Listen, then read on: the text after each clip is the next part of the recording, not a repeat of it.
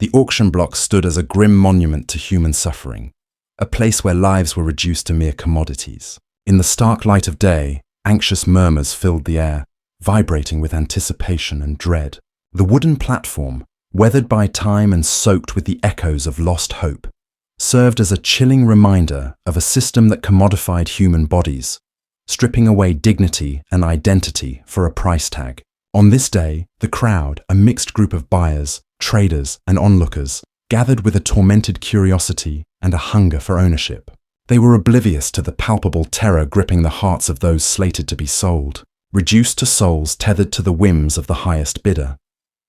In the center of it all stood a young woman, the focus of unfathomable attention. Her name was lost in the shuffle, an unspoken detail drowned out by the cacophony of desperate bids and eager whispers. What had once flourished within her, a flicker of hope, a yearning for freedom, was now eclipsed by the weight of impending doom. Stripped of her humanity, she was paraded before a throng of strangers, her fate determined not by her aspirations or dreams, but by the selfish desires of those who saw her only as property. Each potential purchaser had a glint of greed in their eyes, calculating value and usefulness rather than recognizing her existence as a person. They evaluated her worth based on arbitrary measures, strength, beauty, and perceived obedience, and assessed her for potential productivity, her worth ultimately dictated by how well she could serve their whims. As the auctioneer's voice boomed over the crowd, a chilling reminder of this commodification echoed in the air. "Who will start the bidding?" he called, and for a brief moment silence reigned, thick with the weight of her despair. Eyes scanned her frame, dissecting with an insidious scrutiny. She could feel them probing into her soul, stripping her bare without even a touch.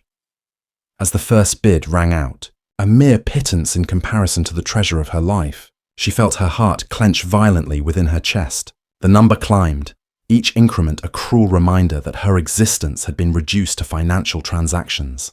$50, $60, $70. The calls rang out like hammers striking nails into her coffin, sealing her fate further with each rise. A man with a well-worn coat leaned forward, his hawk-like gaze utterly devoid of compassion, his raised paddle the final straw that smashed through the remnants of her resistance. The auctioneer's gavel struck the wood, signaling the finality of her commodification, sealing her fate to serve another's greed. But who would possess her next? Who would unlock the chains of her new reality? The weight of endless questions flooded her mind, yet with each passerby the truth sank deeper into her flesh. There was no escape. She felt the hands of horror clutch at her insides, a visceral terror that clung like a dense fog. Despair settled around her, a coat of ash suffocating what small flickers of hope remained. With the gavel's echo still reverberating in her ears, she was led away from the auction block, still trapped in the suffocating throes of a life irrevocably changed. In those brief moments, as she was shuffled from one side of the block to the next, she felt the breathing weight of her future, a future filled with burdens unimaginable. As she stepped from behind the barrier, past the hastily scribbled price tags that had replaced her name, she became painfully aware of her surroundings. The other enslaved souls peering through the cracks of their own despair mirrored her feelings of confusion and fear. They all shared an unspoken complicity in this haunting narrative, victims of a vicious cycle that preyed on the innocence and snuffed out the spirit. The hum of the crowd faded into a distant roar as she stepped away from this fractured reality, now firmly cemented into an existence spoken of only in the hushed tones of regret and mourning. Yet the sharp barbs of anger and resistance coiled within her, igniting a flicker of rebellion deep in her core, a primal urge to assert her humanity, even among the shadows that now enveloped her. But the mere affirmation of her resilience did little to alter her reality. A cruel truth seeped into her very bones, whispered echoes of a more profound horror. She was now in a world that viewed her as nothing more than a vessel for labor and a source of profit. As the sun dipped lower in the sky, its dying light wrapped itself around her, a cruel reminder of her fading autonomy. As she was led away from the auction yard, thoughts spiraled around her brain like a whirlwind. What could possibly await her in this uncharted territory, now fraught with unimaginable suffering? In that moment, the auction block became not just a site of commodification, but a symbol of her destruction. It transformed into a prison for her spirit, shackling her to the unseen chains of oppression. The world she had known was obliterated, the girl full of dreams, now confronted with a terrifying landscape where she would have to navigate the complexities of survival, dispossession, and unrelenting degradation. Yet, among the fears that clung like a shadow was that ember of resistance, flickering defiantly against the tide of despair. Her heart thumped with a visceral reminder that though she was now viewed as a mere commodity, her soul remained unquenchable, fierce in its yearning for liberation. Even as her body was auctioned, her spirit waged war against the dehumanization that sought to swallow her whole. And though the battle ahead would be fraught with unimaginable pain, the first step towards survival had begun long before she even stepped onto that auction block. It was a step into the unfathomable darkness, yet even the darkest of nights must eventually yield to the dawn. In the sweltering heat of a day that felt far too long, the wooden crate that had shackled her for days creaked open. Eyes that had learned to catch the faintest glimmers of hope peered into the brightness of what was still a cruel world. They met the gaze of a man, a subdued shape, draped in coarse fabrics that matched the earthiness of the land around him. This was her new master, the man who would take her life, her essence, and mold it to his whims. For to him she was merely a commodity, a prize bought at auction for gold and greed. The air was thick with tension, suffocating and oppressive. She could feel the weight of every gaze concentrated on her, a collective anticipation that burst like an unseen dam, flooding her with dread. There was no joy in freedom when the chains of her past were merely exchanged for new ones. For a heartbeat, she felt a flicker of rebellion deep within. She opened her mouth to speak, to declare her humanity, but the words died before they could leap into sound. The man smiled, his eyes gleaming with a hunger she could barely comprehend. He grasped her arm, and at that moment her heart shattered. It was a visceral, agonizing crack that reverberated through every ounce of her being. "Welcome to your new life," he said, though it sounded less like an invitation and more like the incantation of a dark spell. As he led her away from the market square, which had echoed with laughter and revelry for others, she was painfully aware of the laughter that was not meant for her. The sounds that seemed to reach her ears were shrouded in mockery, as if the world had conspired to remind her of the sins of her existence. They all knew what fate awaited her. She, a newly bought slave, one of many lost to the whims of the proud and privileged. Her new master led her through the narrow paths of the dominant world, past rows of vibrant houses with laughter spilling from open windows. Here, freedom hummed through the very walls. Families, futures, and dreams sparkled in the sunlight, while she spiraled further into shadows, roots of despair digging into her core. With each step, fields opened up like flower petals, yet all she could see were the weeds that would choke any hope that dared unfurl. She was brought to a vast estate, sprawling and grand, yet filled with an austerity that mocked her every breath. The laughter of the wealthy, the dulcet sound of children playing. These were luxuries her existence had never afforded her, and they felt like spikes driven deep into her soul. The smell of the estate was rich with oil and sweat, scents that mingled repulsively, a reminder that the glory of this place came at the price of endless toil.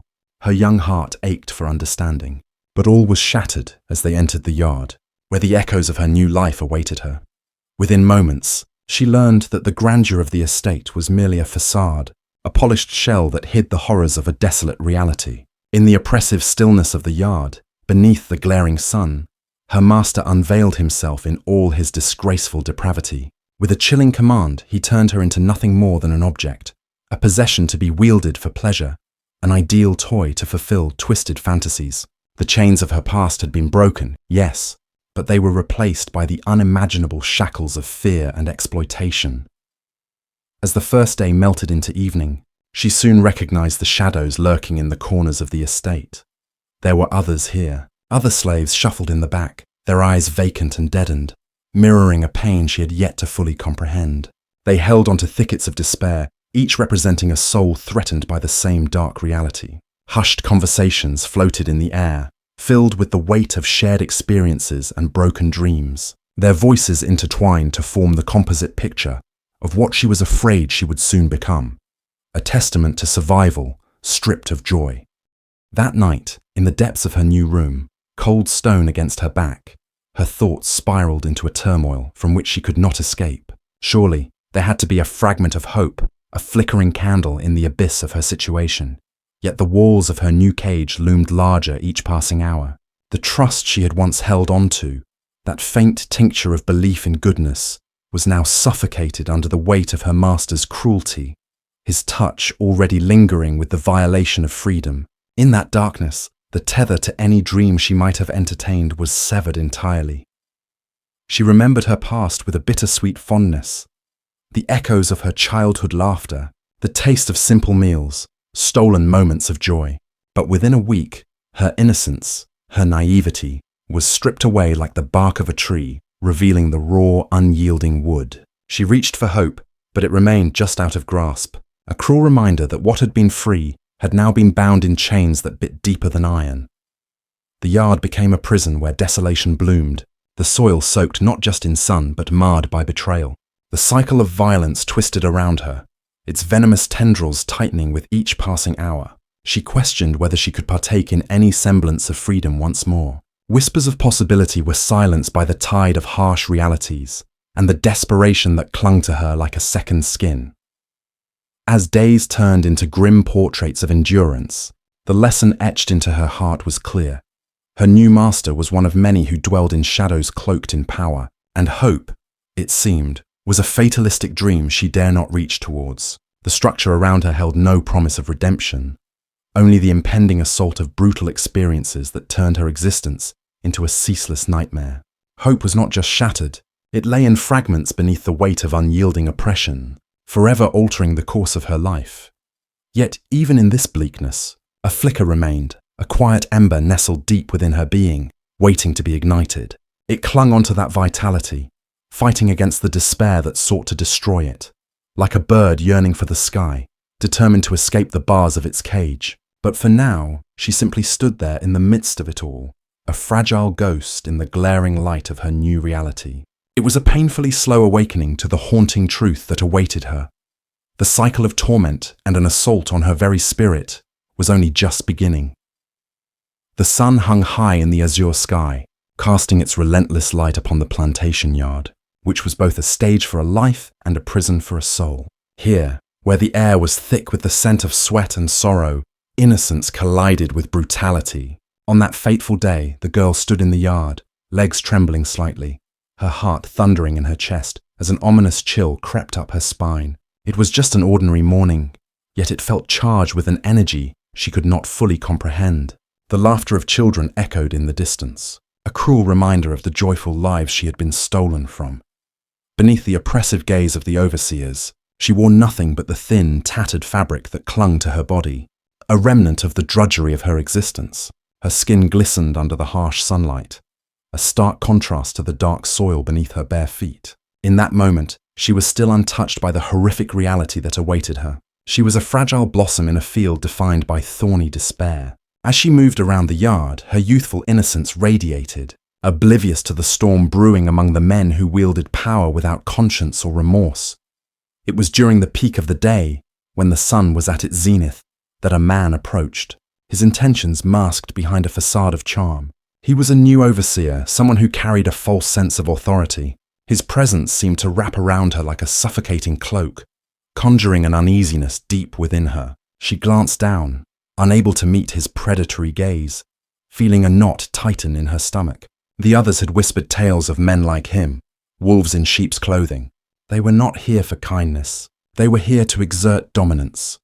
The laughter faded, and the cheerful sounds of children crumbled into echoes of silence. All around her, the world began to fade, as if it were being swallowed by the darkness of the reality she dared not envision.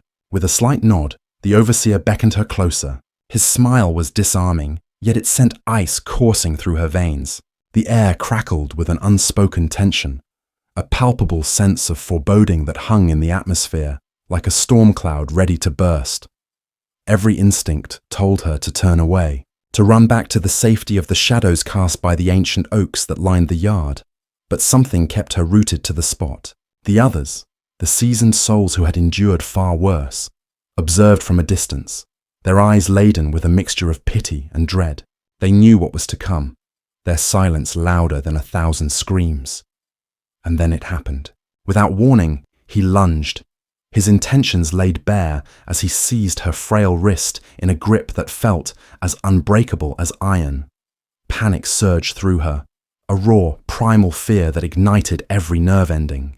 Her heart raced violently, thundering like a wild beast desperate to escape the cage of her ribcage. The world around her blurred. The vibrant colors dulled into shades of grey as she fought futilely against his hold.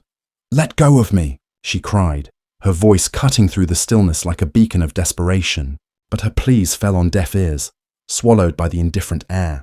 He was fueled by his lust for power, his eyes gleaming with the thrill of dominance, and in his sadistic mind, he sought not just to conquer, but to obliterate. In an instant, innocence was shattered like glass against concrete. The ground felt as if it tilted under the weight of her reality as she was dragged towards an isolated corner of the yard. The sheer brutality of the moment was too much for her young heart to comprehend. She had heard whispers of assault, of torment, but those had always felt like distant horrors. Things that happened to others, never to her. As he forced her down, a wave of terror washed over her, mingling with feelings of betrayal and utter despair. Stripped of her autonomy, she became nothing more than an object, a vessel for someone else's depravity. The sunlight, once a comforting warmth, now felt like an accusatory glare, illuminating the unfolding nightmare for the world to see. Time slowed in those agonizing moments. Seconds dragged into lifetimes, and the cacophony of the yard faded into an eerie stillness. In that oppressive silence, she became acutely aware of every sharp breath, every tear that dared to escape her eyes. No longer was she the child who played in the sun. She was a mere shell, bearing the weight of torment far beyond her years. The first assault felt infinite, each second stretching into a torturous eternity. A visceral pain etched itself into her memory, and in that dark corner of the yard, the very essence of her being felt violated. She fought against the tide, summoning every ounce of strength within her, but the reality was a twisted nightmare from which she could not awaken. As the horrific act unfolded, the shadows of the other slaves in the yard watched, their hearts heavy with the knowledge of what was happening, yet their bodies powerless to intervene. They looked away as if shielding their own spirits from the despair engulfing her. This moment marked not just a loss of innocence for her, but a collective wound on the spirit of those who had been forced to witness such atrocities, once again confirming that in slavery, hope is a cruel mirage. With each violent act, the overseer reinforced an unspoken rule. The price of existence was to endure. As the assault came to a close, the sunlight seemed to waver, the vibrant colors of the world melting into a somber palette of grey. She lay there, breathless and hollow, her heart a frayed remnant of strength diminished. In that moment, she learned a harsh truth. Her body, once a sanctuary of purity, now bore the marks of a stolen reality, and in broad daylight, her innocence had been violated, leaving nothing but dark memories etched upon her soul. This first assault was not just an event, it was a harbinger of the 10 torments that were to follow, an agonizing prologue to a life stripped bare of hope. The yard was a chilling expanse dominated by the sun's unforgiving rays, a stage where the cycle of torment repeated itself with disheartening precision. Here, the echoes of laughter morphed into cries of despair, where the innocent were forced to grapple with unspeakable acts, and where hope became a fleeting shadow. Each day marked an unsettling routine soaked in dread, as the virgin slave, bought and bound, succumbed to the relentless onslaught of humiliation and abuse from those who claimed dominion over her life. The first assault hit like a thunderclap, reverberating through her very being. It was an assault not only on her body, but on her very essence, a staggering blow against her innocence that left her teetering on the precipice of despair. Captured within the confines of her new reality, she still believed in the goodness of the world, a belief that would shatter almost as swiftly as the first hand that reached out to tear her apart. On a day that felt deceptively normal, she was called out into the yard, the air thick with tension. Other slaves watched in silence, their eyes mirrors reflecting the deepest sorrows and the chilling knowledge of what this life entailed. The realization that the cycle was beginning again settled like a weight on her chest, her heart racing as the first of her 10 torments eclipsed any prior pain she thought unimaginable. With each passing day, the cycle continued in cruel repetition. The second assault was a calculated act of violence born from the twisted minds of those who reveled in power. As she stood under the relentless gaze of the sun, they descended upon her, a mob of malicious mirth as they shattered her spirit anew. It was a spectacle of depravity that laughed at the purity they sought to obliterate, leaving her gasping for breath and dignity as she lay in the dust of the yard. It stung, the grit embedding itself in her wounds, grounding her in a reality too horrific to process. When the third assault struck, the weight of her predicament became too much to bear. The yard transformed into a prison, each corner a vivid reminder of her entrapment. The sun's rays, once a source of warmth, felt like fiery brands searing into her flesh. Laughter echoed in her ears, a cruel symphony of her suffering. In those moments, the heart of the yard raged on with an inexplicable power, an unwavering force of torment that left no room for compassion. The brutality of her existence intertwined with the very fibers of her being, knotting her spirit with shadows of despair that would haunt her, even during fleeting moments of respite. By the time the fourth assault arrived, she found herself trapped in an emotional tempest, battling waves of hopelessness rising like a tide. Betrayal surged with every interaction, her trust faltering as shadows of new aggressors joined the ranks of her tormentors. The cycle was relentless. In the yard, she was an unwilling participant in a tragedy scripted by cruelty.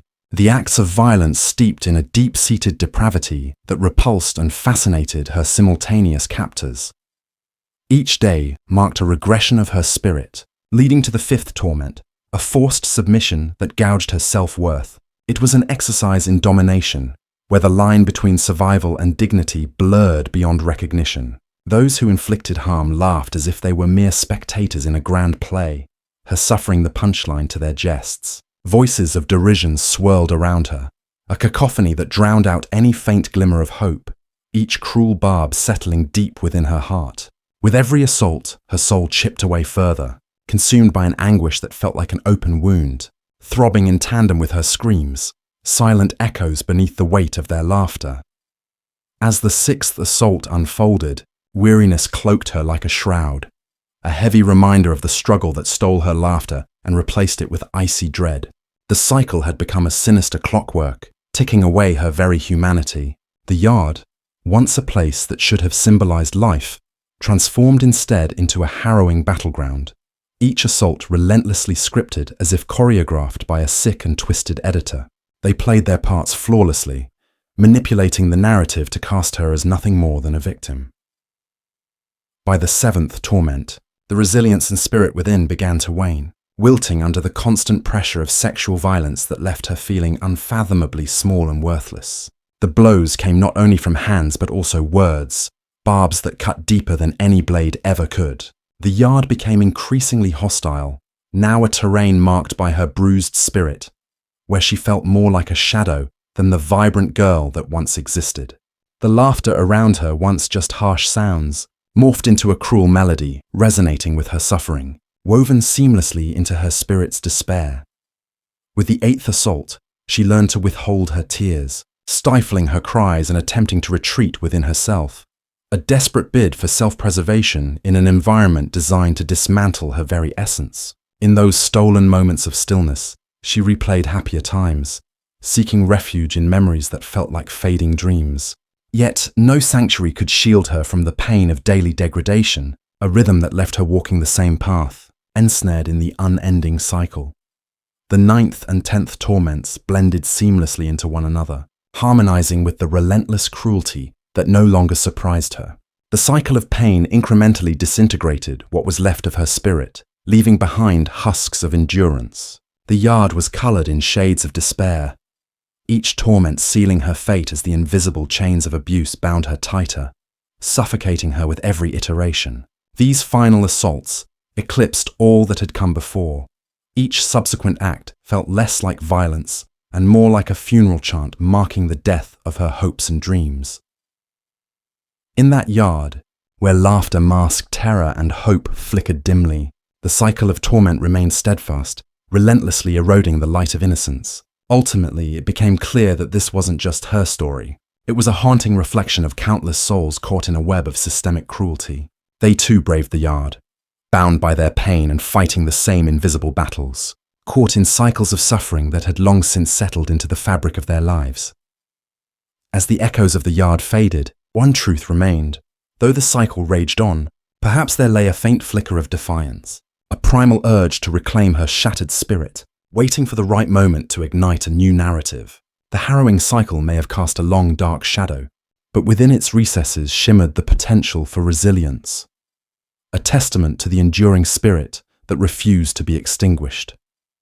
Resistance and resilience are woven into the fabric of humanity, emerging strongest in the most harrowing of circumstances. For the young black woman, whose story has become a testament to unyielding spirit, the depths of darkness only served to illuminate the fiery embers of her will to survive. Despite being thrust into a reality marked by unspeakable terror, her soul clung fiercely to the flickering flame of hope, refusing to be extinguished by the cruelty surrounding her. Each day in the harshness of the yard began with the weight of dread settling heavily upon her shoulders. The calls of the overseers rang out like thunder, cutting through the silence, a potent reminder that her existence was tethered to the whims of those who saw her as little more than property. The relentless sun beat down upon her skin, a constant reminder of her situation.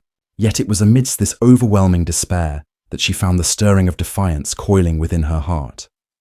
In the face of the assaults, she drew strength from the memories of her past, the laughter shared with family, the warmth of human connection, the stories told by firelight. Those fleeting moments of joy in her previous life crystallized into lifelines, offering refuge against the maelstrom of her new reality. They became her armor amidst the bleak landscape of her existence, reminding her that love and humanity still flickered in corners of the world she had not yet been able to reach. Each recollection fueled her desire to reclaim her spirit, to resist the dehumanization inflicted upon her. On those dark days in the yard, when her body bore the marks of violence and her spirit felt like ash, she spoke to herself in the quiet corners of her mind. Conversations with her past self became a ritual, words of affirmation wrapping around her like an unseen cloak. "You are more than this," she would whisper, each syllable a promise that she would not allow her spirit to be defeated. "You are strong. You will survive." She cultivated within her the belief that her current circumstances did not define her. Rather, they were but a storm raging outside while she sought refuge in the eye of her own being. Her resistance manifested not only in thoughts, but in small acts of rebellion. The way she held her head high, refusing to allow her gaze to falter under the scrutiny of her captors. Each day, she discovered small opportunities to assert her agency, even within the confines of her captivity. She learned to harness the anger that coursed through her veins, transforming it into a palpable force that propelled her to endure. Each time she was faced with violence, her response wasn't one of surrender, but of silent defiance that burned brighter with each attempt to break her spirit. In the shadows of despair, she found kindred spirits among fellow captives. Their resilience intertwined with hers, forming a tapestry of strength and support. They whispered encouraging words in the dead of night, sharing stories of their dreams, their families, and the world beyond the brutal confines of their current existence. Each story exchanged was a thread binding them together, igniting a shared light amidst the encroaching darkness. They vowed to protect one another, offering solace in their shared suffering, affirming that the spirit of unity could not be crushed. Their whispers grew bolder, conspiring on moments when the overseer's vigilance wavered. The collective resilience they forged created a safety net in which they could navigate the harshness of their reality. They would share secret glances and coded language, powerful enough to instill bravery. Words of hope became a balm for their shattered souls. They reminded each other of the strength lurking within. Even when their surroundings screamed surrender, it was in those stolen moments, huddled together beneath a fragment of the moon's soft gaze, that they killed despair one breath at a time, defying the forces that sought to bind them. They shared susurrations of liberation, recounting visions of freedom that seemed impossibly distant, yet vividly alive in their minds. Together they envisioned not just a survival, but a reclamation of their identities, asserting their worth in a world that sought to define them as less than human. Each assault she endured reinforced her commitment to resist, not just physically but emotionally and spiritually. Her spirit, once bruised and battered, slowly reawakened, fueled by her fervent resolve to reclaim her narrative. She recognized that while her body might have been subjected to brutality, her spirit remained unbroken. In her heart, she nurtured visions of a day when the sun would rise differently, bathing the world in the light of justice and freedom. With every torment, every challenge, she learned more about the resilience that lay deep within her. No longer did she view herself as a mere victim. She became a warrior, armored in the essence of those who had come before her, the whispers from the ancestors echoing in her veins, reminding her that this struggle was not solely hers. She was a link in a vast chain of resistance, a testament to the strength of a spirit, unyielding in the face of the most heinous adversities. In those moments of sheer darkness, she discovered the brilliance of hope, an ember that no external force could extinguish. And as she wove together her story of resistance, creating a foundation of strength and unity among fellow captives, she embraced an unshakable truth: the human spirit, when faced with despair, has an uncanny ability to rise, to adapt, and to emerge renewed. As she stood amid the yoke of oppression, she refused to let the darkness define her. Instead, she worked tirelessly to forge a path, marking each day with resilience, each breath a testament to the spirit that demands to be free.